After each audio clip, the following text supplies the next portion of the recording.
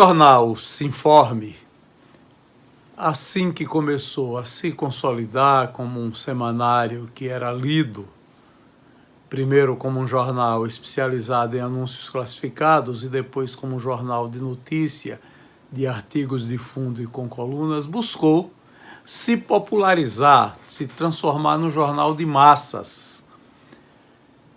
E para isso adotou um caminho que já foi o caminho adotado muitas vezes pela mídia impressa brasileira.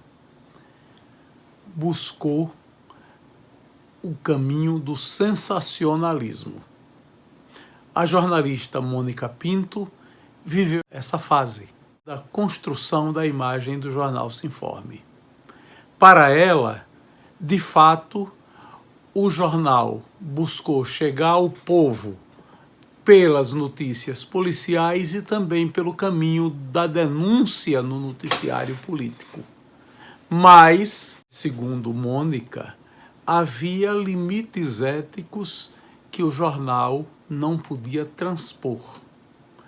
E aqui, neste seu vídeo de memórias, ela comenta conosco os limites do sensacionalismo que era praticado naquele semanário.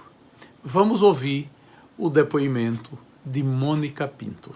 Olha, eu acho que esse informe ele não foi inventor disso, ele foi mais ou menos, guardadas as devidas proporções, porque não era bem isso, mas ele foi meio por uma linha do dia de antigamente, do dia do Rio de Janeiro lá atrás.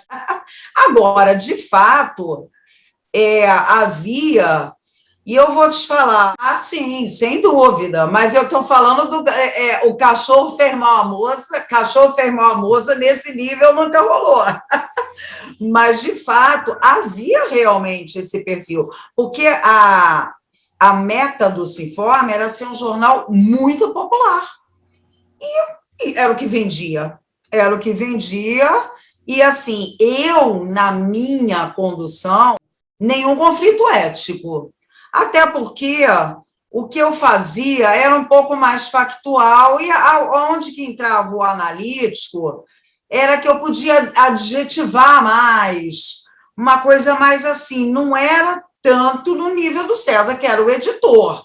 Quem fazia realmente esse trabalho, né, mais agressivo, até podemos chamar assim, era o César. E eu até, como eu te falei, ele algumas vezes até me protegeu de me entusiasmar e achar que era aquilo mesmo e embarcar um pouco demais nisso. Mas, assim, eu acho que tem um lado também, sabe, Jorge, que o Sinforme conseguiu coisas muito interessantes. O Sinforme conseguiu chamar atenção para coisas, para injustiças e para absurdos e para a vida de bolsões de pobreza, que sem ele, talvez aquelas pessoas não tivessem essa chance. Então, eu vejo assim, primeiro, eu não gosto de cuspir no prato que eu comi, entendeu? Então, eu tenho muito isso. Eu acho que não é bonito isso. Então, assim, para mim, foi uma experiência muito boa. Eu não tive nenhum confronto ético. Ainda te digo mais, na verdade, eu me identificava com aquilo. Porque talvez por ingenuidade minha, eu não tivesse a percepção tão boa de quem era mais experiente, do quanto aquilo teria ultrapassado um nível aceitável. Eu não tinha, porque eu era muito inexperiente. Mas o que eu sinto, assim, é que o Sinforme, naquele momento, podendo ter carregado nas tintas e até ter tido alguma falha ética, eu acho que nessa primeira fase que eu trabalhei lá, ele conseguiu algumas coisas muito úteis à sociedade, inclusive de questionar o governo, porque eu acho que o governo deve ser questionado. A imprensa tem o papel, lógico que tem jeito de você fazer isso, né? Você pode apelar para um super sensacionalismo. Eu não estou discutindo a dosagem disso, mas eu acho que o jornalismo ele tem que atuar em defesa da sociedade, não é do governo, sabe? Então, eu acho que eu via mais esse lado do Sinforme do que qualquer outra coisa, sabe? Pela minha inexperiência experiência também, mas eu te digo que eu nunca me sentia, nesta primeira vez, pelo menos, eu não me lembro de ter tido um conflito ético, de eu dizer, ai, meu Deus, mas o que eu estou fazendo aqui, sabe? Não me lembro disso, não. Eu me lembro de uma coisa, para mim é um pouco assim chato eu falar. Eu me lembro de uma vez que o Valadares, ele ameaçou cortar todos os contratos do Sinforme. Ele tinha ficado muito bravo com alguma coisa, que eu não me lembro o que foi, mas ele mandou uma carta para Bonfim, eu vi esta carta, que o Bonfim trabalhava a 2 metros de mim. E o Bonfim ficou muito bravo e falou, corta tudo, e teve uma reação assim de se sentir chantageado realmente. E assim, eu não tinha, vamos dizer, cacife para testemunhar nenhuma decisão nesse nível, entendeu? Eu era uma jovem jornalista que estava ali, na verdade, naquele ambiente, porque não havia outro. Depois que o Bonfim fez uma reforma na própria sede da Rua Laranjeiras, em que foi construída uma redação, ele comprou a casinha do lado e fez lá num segundo andar realmente uma redação, mas até então eu trabalhava dentro daquela sala porque era o lugar que eu tinha para trabalhar, não é que eu tivesse, entendeu? E ele tinha uma casa alugada com 2 casas depois do Sinforme, que era o departamento comercial, mas tinha uma casa residencial, não lembro o que era no meio, não era nem colada na sede. Então, na época que eu fui gerente de vendas, eu ficava de manhã nessa outra casinha, e de tarde eu ficava na sala deles por absoluta falta de lugar para eu ficar. Então, assim, não é que eu fosse uma pessoa e com quem eles debatessem coisas desse tipo na frente, entendeu? Mas, assim, uma coisa que me marcou foi a reação de Bonfim muito brabo com essa ameaça clara do governo de cortar a verba do Sinforme, e ele muito brabo lá vendo com César como é que ia responder, e o que ele ia responder, porque essa parte eu peguei, era que cortasse, então, que o Sinforme sobrevivia só dos classificados, e a essa altura, lógico que aquela verba do governo era vital para o jornal, mas a essa altura o Sinforme vendia para burro nas bancas, entendeu? E aí eu acho que Bonfim pesou e falou, eu vou bancar isso, que se dane o governo, porque se ele aceita esse tipo de discurso, ele ia ficar na mão do governo, e aí ele perdia aquele cacife que ele tinha acabado de conquistar, entendeu? Então, eu não vou te dizer, não vou me ocupar, nem analisar, nem ter esse direito, se foi uma decisão mercadológica, financeira ou ideológica, mas o fato é que ele respondeu mandando um monte de desaforo assim, para o Valadares, então corta. Agora, a fama, eu concordo com você, havia muito essa colocação. Agora, eu não vou te dizer que algum dia eu vi ele fechando algum negócio ou ele mandando essa fatura para amaciar o discurso do Sinforme. Eu nunca testemunhei isso, entendeu? Agora, se aconteceu ou não, não sei. Quando eu voltei, que foi... Eu trabalhei no CEAV da universidade, eu saía,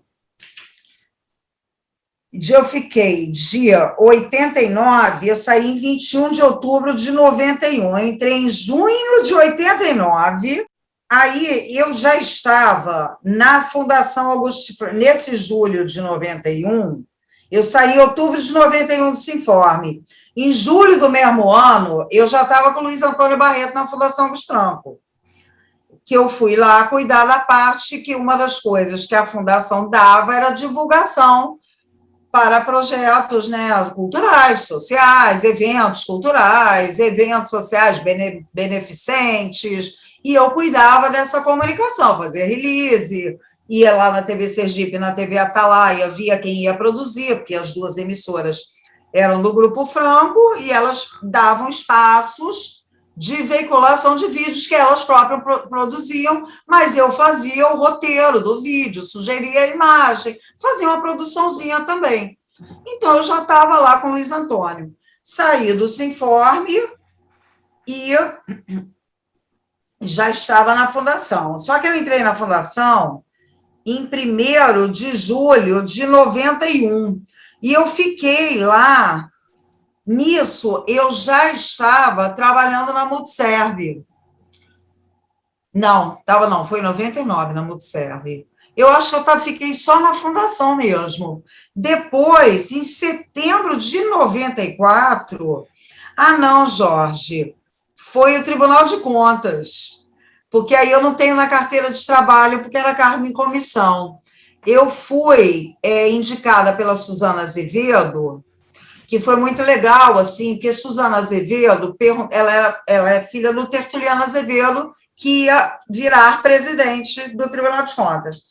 E aí ela chegou para Gilvan Manuel e perguntou se ele tinha alguém para indicar. Ele era editor lá do Jornal do Sergipe, não quis, ele se dava muito bem, e ele me indicou. E o Luiz Antônio Barreto, ela fez a mesma pergunta a ele, e ele me indicou também. Eu sei que os dois me contaram. E ela me chamou para conversar. E eu fiquei muito honrada, né? Puxa, legal ser indicado, né? Mas uma pessoa, um gênio como o Luiz Antônio Barreto, que eu tinha ele como um gênio realmente. E aí eu fui conversar com Suzana, eu não a conhecia. Eu acho que eu já tinha encontrado com ela, assim, jornalisticamente, mas de uma forma muito superficial.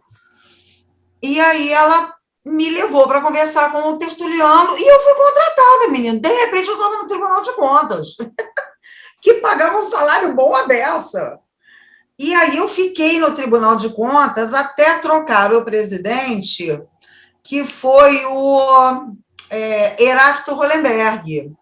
Heráclito Hollenberg me demitiu, e, inclusive, o Luiz Antônio teve que interceder, porque eu ia ser demitida grávida, porque cargo e comissão não tinha isso, e estavam prontos a me demitir grávida, e aí Luiz Antônio falou, pelo amor de Deus, conversou lá com um senhor que tinha sido da DESO. Puxa, ele foi bacana, assim, ele me chamou, o Luiz Antônio falou com ele falou, Mônica, você vai tirar a sua licença de 4 meses, porque você pode tirar antes de ter neném, né? Se você tiver no 8º mês, que era o que eu estava, ou estava quase. Ele falou, você tira a licença, quando você voltar, você vai ser demitida. Eu falei, tudo bem, doutor Cícero, porque eu já vou ter sentido neném, aí eu vou atrás de emprego. Mas eu com a barriga pelas tampas. Mas aí eu fiquei no Tribunal de Contas, e aí quando eu tive a minha filha Mariana, que eu voltei para trabalhar, que eu tive mais uns meses de licença, né, 2 ou 3, que eu não me lembro quanto que eu antecipei da licença, me demitiram. E aí foi o Messias Carvalho para lá, que tinha uma ótima relação com o Heráclito Hollenberg, e tudo bem, nada contra, eu entendo que é um cargo de confiança. Agora, puxa, demitir uma mulher com 7 meses e meio de gestação, botar ela no olho da rua, eu achei bem feio. E quem me salvou foi Luiz Fernando. Luiz Antônio, que operou, que usou assim, o acesso dele para que eu não fosse demitida sumariamente com 7 meses e meio, quase 8 meses de gravidez. Aí eu continuei na Fundação Augusto Franco e eu comecei a trabalhar, foi uma história muito engraçada, que eu tive coluna também, tinha até esquecido, no jornal O Quê, do Luiz Eduardo Costa. Clara Angélica, na verdade, eu encontrava na minha coluna no Sinforme, aí teve uma vez, Jorge, que eu entrei na sala de Luiz Antônio, eu dou de cara com quem? Antônio, o próprio. Aí o Luiz Eduardo olha para mim e eu, oi, como vai o senhor? Tudo bem? Aí o Luiz Eduardo Costa olha para o Luiz Antônio e fala assim, essa moça, ele falou, essa moça tem um dos melhores textos de Sergipe. Aí eu falei, ai meu Deus! Mas, sinceramente, ele é um cara muito inteligente, eu adoro o texto dele também. E eu gostava muito do texto dele no jornal O Quê? Tempo depois disso, eu já estava, eu acho, trabalhando com o seu Figueiredo. Eu lembro que eu estava na fundação e eu acho que eu estava no Tribunal de Contas. E nessa época eu fazia uma coluna sobre literatura numa revista que o Jornal da Cidade tinha lançado. Fui convidada pelo meu amigo Marcos Cardoso, uma coluna literária. Eu indicava livros, que era uma coisa que eu adorava fazer, porque eu lia pra caramba. Então, assim, eu conhecia muitos autores, só que essa revista durou pouco, era Agenda, eu acho o nome dela. Ela tinha uma coisa bonita, assim, luxuosa, um papel bacana. Eu acho que o custo dela ficou muito grande, a duração dela talvez, né, foi 6 meses. Então, eu fiz 6 colunas, porque ela era mensal. Por isso que você me chamava de uma agência de notícias, porque eu estava também na OAB. Eu saía da Fundação Augusto Franco, atravessava a Praça Camerino, saía da Fundação Augusto Franco às 6, ia para a Praça Camerino, atravessava a praça, ia para a OAB. Eu fui assessora do presidente Jorge Aurélio Silva. Não me lembro quem me indicou agora, que é péssimo, porque alguém me indicou com certeza, mas aí eu já não me lembro. Fazia uma coluna de variedades também. A Angélica me dizia, não sei, mas eu prefiro acreditar, porque eu não vejo razão ela mentir, que eu era a única pessoa remunerada do jornal, o que fora ela, porque tinha um monte de coluna, mas que o pessoal fazia ali para ajudar a divulgar uma coisa que interessava, aquelas coisas, né? Mas eu não, eu recebia, porque quando o Luiz mandou me convidar, eu falei, eu vivo disso, eu vivo de escrever, eu vivo do meu texto. E como eu já tinha essa moral com ele, eu conseguia. E eu, lógico que não era nenhuma fortuna, mas eu não fazia coluna de graça, não. Aliás, nunca fiz.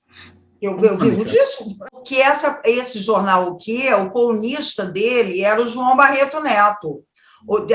Ele tinha uma coluna social, que era com o João Barreto Neto. Era comentário de tudo, que, assim, eu publicava o que me dava na telha. Eu vou te falar que eu não me lembro, eu tenho aqui, ó, que eu juntei para você, ó, eu achei 2 propaganda e negócio, não sei se dá para você ver aí bonitinho, e achei aqui quando eu voltei, porque quando eu voltei desse informe, aí me chamaram para voltar com a coluna sobre propaganda. Só que, em vez de ser publi-informe, a ideia foi ser propaganda e negócio, que acharam, né, que ficava mais amplo.